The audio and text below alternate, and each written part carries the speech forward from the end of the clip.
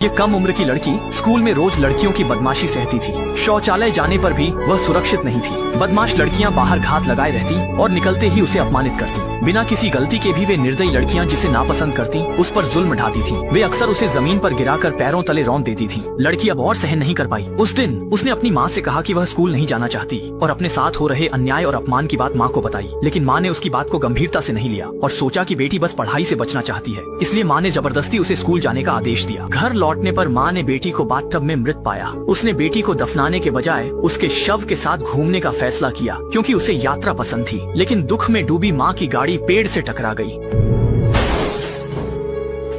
अंततः माँ ने भी सड़क हादसे में जान गंवाई। निक लड़की के अनुभव से खुद को अलग करना चाहता है। वह हैरान है कि इतनी कठिनाइयां और अमानवीय यातनाएं झेलने वाली माँ बेटी को मरकर भी नर्क क्यों मिला। वह यहाँ के नियमों को बिल्कुल नहीं समझ पाता और निराश होकर जमीन पर ढह जाता है। तभी एक दूत निक को कैद करने आता है। निक असहमत होकर कहता है कि उसने पत्नी को जानबूझकर नहीं मारा, बल्कि उसकी पीड़ा कम की थी। वह इसे अपराध नहीं मानता और नर्क जाने से इनकार करता है। निक की दलीलों के बावजूद दूत नहीं माना। उसने कहा कि वह सिर्फ आदेशों का पालन कर रहा है। निक के पास सफाई का मौका नहीं था। उसे दूत के साथ सजा स्वीकारनी पड़ी। उसे अंधेरी जेल में ले जाया गया। दूत ने कहा, यहाँ सिर्फ निराशा है। निक को 40,000 साल की यातना सहनी होगी और वह यह दर्द महसूस करेगा। यह कहकर दूत गायब हो गया। निक को फिर कभी कोई जवाब नहीं मिला। हालांकि दूत एक बात बताना भूल गया था। यहाँ एक कसाई भी कैद है जो निक को यहाँ पर 40,000 साल तक यातना देगा जब तक उसकी सजा पूरी नहीं हो जाती। यही फिल्म खत्म होती है।